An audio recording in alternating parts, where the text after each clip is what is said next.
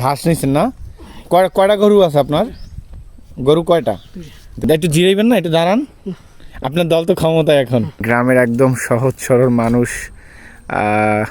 কি বলবো, গরুর খাবার নিয়ে যাচ্ছে রাস্তা দিয়ে হেঁটে, যে কাঁচার রাস্তা।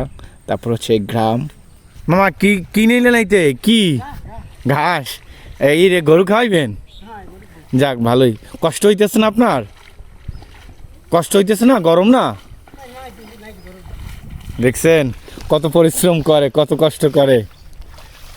এই উনি খুব অত্যন্ত ভালো মনের মানুষ, অনেক ভালো মানুষ আমাদের গ্রামের।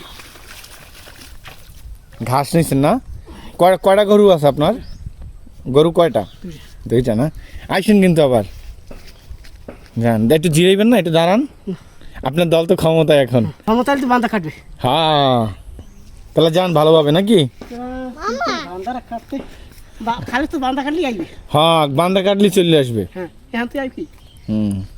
এই যে গ্রামের একদম সহজ সরল মানুষ, গ্রামের একদম সহজ সরল মানুষ কি বলবো, গরুর খাবার নিয়ে যাচ্ছে রাস্তা দিয়ে হেঁটে, যে কাঁচার রাস্তা। তারপর হচ্ছে এই গ্রাম, এই যে গরু, এই যে কি সুন্দর গ্রাম, দেখলেই ভালো লাগে, মনোমুগ্ধকর পরিবেশ।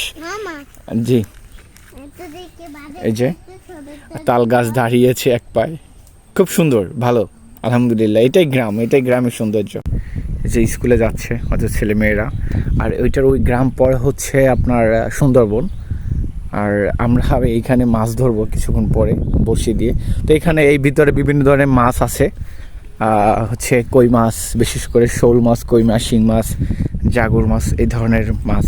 এই জায়গাটা একটু দেখেন আর কি, কতটা মনোরম, কতটা সুন্দর, যা বলার মতো না। জি, কাঁচা রাস্তায় গরু ঘাস খাচ্ছে, সামনে হচ্ছে বিশাল বিশাল তাল গাছ, পাশে হচ্ছে ধান ক্ষেত, সুন্দর একটি পরিবেশ যা অত্যন্ত মনোমুগ্ধকর। আর আমার ঠিক সামনেই মাঠের ভিতরে রাখাল হচ্ছে গরুর জন্য ঘাস কাটতেছে। আর এখানে আবার গরু মাঠে নেমে হচ্ছে পানির ভিতরে, হাঁটু সমান পানির ভিতরে নেমে ঘাস খাচ্ছে। এটাই গ্রাম। পুকুরে কত ধরনের মাছ দেখছেন। এটা কিন্তু আসলে কোনো ঘের না, নিজস্ব পুকুর, শুধু ওই যে নিজেদের খাওয়ানোর জন্য আর কি, নিজেদের খাবার চাহিদা মেটানোর জন্য এই মাছগুলো চাষ করা হয়। পুকুর জোড়া, একদম পুকুর আর কি, বাংলা বরিশালে পুকুর বলে, যে পুকুর জোড়া হচ্ছে মাছ। তারপরে পরন্ত বিকেলে আমি আর আমার ভাইগনা, ছোট ভাইগনা, ওর হেলিকপ্টার ছিল, দেন হেলিকপ্টার চালাতে চলে আসলাম কাঁচা রাস্তায়। তো অনেকক্ষণ ওর সাথে খুনসুটি করার পরে চলে আসলাম অন্য একটা কাঁচা রাস্তায়। ও আবার এখানে চিনিবাদাম ফল খাচ্ছিল। তো আজকে বিকালটা আমার কাছে খুবই ভালো লেগেছে। সবাই ভালো থাকবেন। আজকে ভিডিওটা এই পর্যন্ত। আল্লাহ হাফেজ।